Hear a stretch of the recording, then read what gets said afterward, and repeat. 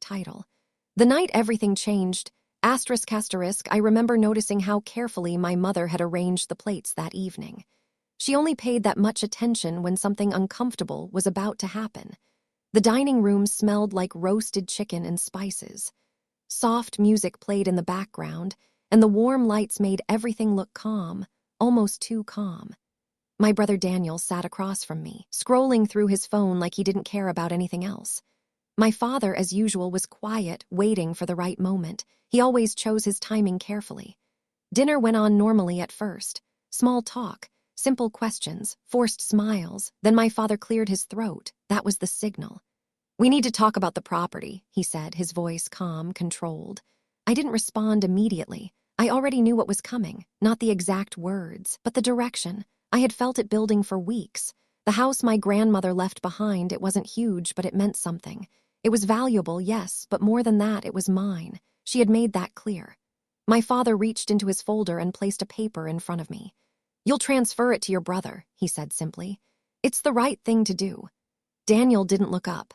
He just sat there, silent, as if this was already decided. I felt something rise inside me. Not anger, not shock, recognition. All my life, my achievements had been treated like accidents. If I succeeded, it was luck. If Daniel tried something, even if he failed, it was called potential. I looked at the paper, but I didn't touch it. "I'm not signing this," I said quietly. The room went still. My father leaned forward slightly. "You don't understand," he said. "This is about family." "It is about me," I replied. She left it to me. My mother finally spoke, her voice soft but sharp. She wasn't thinking clearly at the end. That hurt more than anything else. I stood up, not to make a scene, just to breathe. That's when my father stood too. He stepped closer and grabbed my arm, not violently but firmly enough to send a message. "You will do what is right," he said under his breath. "Don't create problems." The room felt smaller. I noticed strange things, the ticking clock, the shadows on the wall, the way Daniel still wouldn't look at me, and then a voice came from the doorway. "That won't be necessary." We all turned. Mr. Harris stood there, still in his coat. He had been my grandmother's lawyer for years. I hadn't even noticed when he arrived. My father released my arm immediately. "What is this?" he asked, clearly annoyed.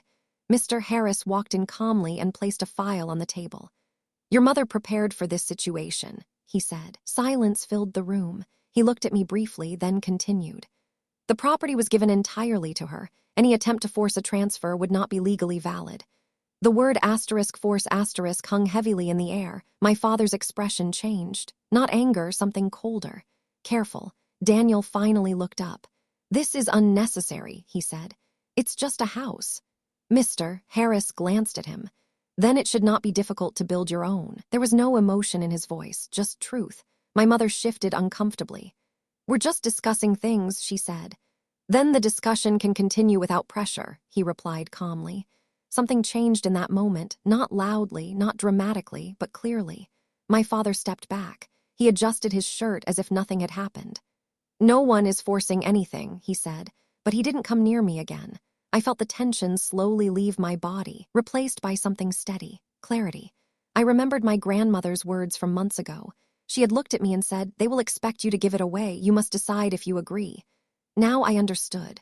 "I don't," I said quietly. No one argued, no one shouted. Dinner ended in silence. Plates were cleared. Chairs moved softly. Daniel left early. My mother avoided looking at me. When I picked up my coat, my father stood in the hallway.